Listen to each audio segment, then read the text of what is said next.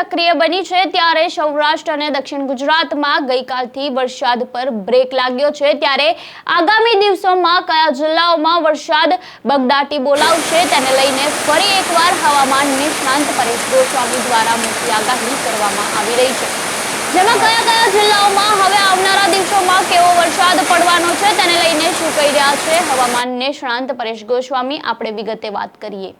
વૈષ્ણવજન તો તેને કહીએ જે પીડ પરાઈ જાનાને રે। નમસ્કાર, હું આપની સાથે પ્રિયા નાયક, આપનું નવજીવન ન્યૂઝમાં સ્વાગત છે। ગુજરાતના અનેક વિસ્તારોમાં છેલ્લા 6 થી 7 દિવસથી મેઘરાજા ધમાકેદાર બેટિંગ કરી રહ્યા છે ત્યારે હવામાન નિષ્ણાંત પરેશ ગોસ્વામીએ જણાવ્યું છે કે અરબ સાગરમાં સાયક્લોનિક સર્ક્યુલેશન હતું તે સતત ઉત્તર તરફ ગતિ કરીને રાજસ્થાન જતું રહ્યું છે ત્યારે આ સાયક્લોનિક ગોવાથી શરૂ થયું હતું જે દક્ષિણ ગુજરાતની ખંભાતના અખાતમાંથી થઈને સૌરાષ્ટ્ર અને ત્યાંથી ઉત્તર ગુજરાતના ભાગોમાંથી રાજસ્થાન તરફ જતું રહ્યું છે ત્યારે આ સિસ્ટમ જ્યાંથી ગઈ છે ત્યાં ખૂબ સારા વરસાદ નોંધાયા છે તેમજ આ સિસ્ટમનું કેન્દ્ર રાજસ્થાનમાં છે પરંતુ તેના જે આઉટર ક્લાઉડ છે તે ઉત્તર ગુજરાતમાં અમુક ભાગોને અસર કરી રહ્યા છે ત્યારે આ મોટી સિસ્ટમ તો ગઈ પરંતુ તેનો જે ભેજ રહી ગયો છે તેના કારણે ગુજરાતમાં છૂટાછવાયા સ્થળોએ 23મી જૂન સુધી વરસાદ પડવાની શક્યતા છે ત્યારે 23મી તારીખ સુધી તીવ્રતા ઓછી રહેશે પરંતુ વરસાદ રહેશે એટલે કે કહી શકાય કે ગુજરાતના અનેક વિસ્તારોમાં વાવણી લાયક અને સારા વરસાદ પડ્યા છે ત્યારે આ અંગે હવામાન નિષ્ણાંત પરેશ ગોસ્વામી શું કહી રહ્યા છે પહેલા આપણે તેમને સાંભળી લઈએ। જે સાયક્લોનિક સર્ક્યુલેશન હતું એ સાયક્લોનિક સર્ક્યુલેશન છે સતત ઉત્તર તરફ ગતિ કરી રહ્યું એટલે ઉત્તર તરફ ગતિ કર્યું છે જેને કારણે જોવા જઈએ તો ગોવા પાસે આ સાયક્લોનિક સર્ક્યુલેશન બન્યું હતું। ગોવાથી મહારાષ્ટ્રના દરિયાકાંઠે થઈ અને દક્ષિણ ગુજરાત અને સૌરાષ્ટ્ર વચ્ચેનો જે દરિયો છે એટલે કે ખંભાતનો જે અખાત છે એ વિસ્તારમાં આવ્યું, ત્યાંથી ભાવનગર અમરેલીના અમુક ભાગો એ સાથે બોટાદ સુરેન્દ્રનગર અને એ તરફ થઈને ઉત્તર ગુજરાત થઈને રાજસ્થાન તરફ આગળ નીકળી ગયું એટલે આ જે સાયક્લોનિક સર્ક્યુલેશનનો સેન્ટ્રલ પાર્ટ જે વિસ્તારોમાંથી પસાર થયો છે તે તમામ વિસ્તારોની અંદર ખૂબ સારા વરસાદો નોંધાયા છે। એમાં બોટાદ હોય, અમરેલી હોય, ભાવનગર હોય, જુનાગઢના ઘણા બધા વિસ્તારો હોય, સુરેન્દ્રનગરના વિસ્તારો છે, ઉત્તર ગુજરાતના પણ ઘણા બધા વિસ્તારોની અંદર સારો એવો વરસાદ નોંધાયો છે। ત્યાં થઈને પછી રાજસ્થાન તરફ નીકળ્યું એટલે અત્યારે એ સાયક્લોનિક સર્ક્યુલેશનનો સેન્ટ્રલ પાર્ટ છે એ રાજસ્થાન ઉપર છે એટલે કે રાજસ્થાનના પૂર્વ ઉત્તર ભાગો ઉપર અત્યારે સાયક્લોનિક સર્ક્યુલેશનનો જે સેન્ટ્રલ પાર્ટ છે પહોંચી ચૂક્યો છે પણ એના આઉટર ક્લાઉડ છે હજુ પણ ઉત્તર ગુજરાતના અમુક ભાગોને અસર કરી રહ્યા છે અને આ એક મોટી સિસ્ટમ હતી જેને કારણે રાજ્યના અનેક વિસ્તારોની અંદર સારા વરસાદો નોંધાયા પણ આ સિસ્ટમ પસાર થઈ ગઈ છે।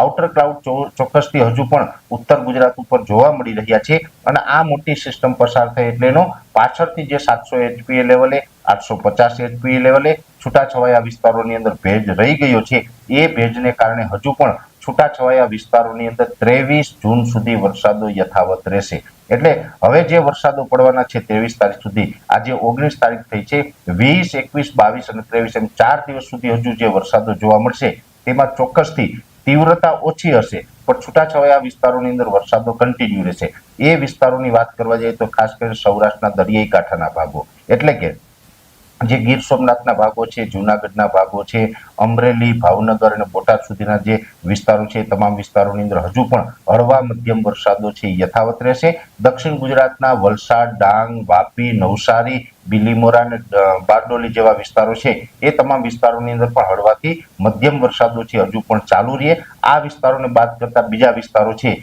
જેમાં પશ્ચિમ સૌરાષ્ટ્રમાં દ્વારકા, જામનગર અને પોરબંદરમાં હળવા ઝાપટાઓ જોવા મળશે। કચ્છની અંદર પણ હવે તીવ્રતા ઘટી છે અને આવનારા દિવસમાં હજુ પણ તીવ્રતા ઘટે તેવી શક્યતાઓ છે। એક બે જગ્યાએ કદાચ સારો એવો સ્પેલ જોવા મળે તો વાત અપવાદરૂપ રહેશે, બાકી કચ્છની અંદર પણ હળવા ઝાપટાથી વિશેષ શક્યતાઓ હાલ દેખાતી નથી। વાવ, થરાદ, બનાસકાંઠા, પાટણ અને મહેસાણા જિલ્લો છે એની અંદર પણ હળવા મધ્યમ ઝાપટાઓ છૂટાછવાયા વિસ્તારમાં જોવા મળશે, મોટા વરસાદની શક્યતાઓ ત્યાં પણ નથી।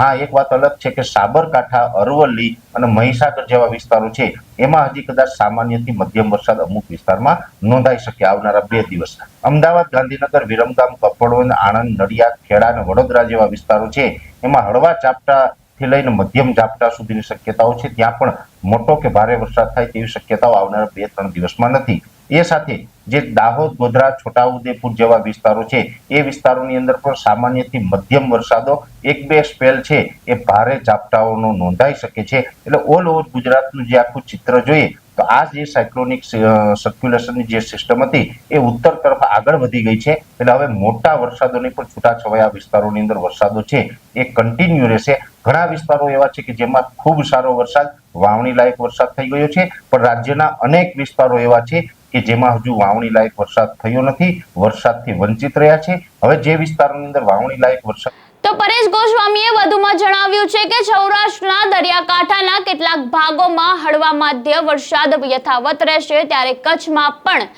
તીવ્રતા ઘટતી દેખાશે. ત્યારે દક્ષિણ ગુજરાતના ડાંગ, વલસાડ, તાપી, વાપી, નવસારી, બિલીમોરા તેમજ બારડોલી જેવા વિસ્તારોમાં હળવાથી મધ્ય વરસાદ ચાલુ રહેશે. તેમજ ઉત્તર ગુજરાતના વાવ, થરાદ, બનાસકાંઠા, પાટણ અને મહેસાણામાં છૂટાછવાયા વિસ્તારોમાં હળવા મધ્યમ ઝાપટાઓની શક્યતા છે. ત્યારે સાબરકાંઠા, અરવલ્લી, મહેસાણામાં સામાન્ય વરસાદ નોંધાઈ શકે છે. ત્યારે તેમણે જણાવ્યું છે કે અમદાવાદ, ગાંધીનગર, કપડવંજ, આણંદ, નડિયાદ, ખેડા અને વડોદરામાં પણ હળવાથી મધ્યમ ઝાપટા પડી શકે છે. અહીં પણ 2 થી 3 દિવસ ભારે વરસાદની કોઈ પણ શક્યતા નથી. ત્યારે મધ્યપ્રદેશના કેટલાક વિસ્તારમાં પણ હળવાથી મધ્ય વરસાદ નોંધાઈ શકે છે. ત્યારે આપનું હવામાન નિષ્ણાંત દ્વારા કરવામાં આવેલી આગાહી અંગે શું કહેવું છે, અમને કમેન્ટ બોક્સમાં આપના મંતવ્યો જરૂરથી જણાવજો. અને આવા વધુ સમાચાર માટે જોડાયેલા રહો નવજીવન ન્યૂઝ સાથે. તેમજ વિડીયોને લાઇક, શેર, સબસ્ક્રાઇબ કરવાનું ભૂલતા નહીં.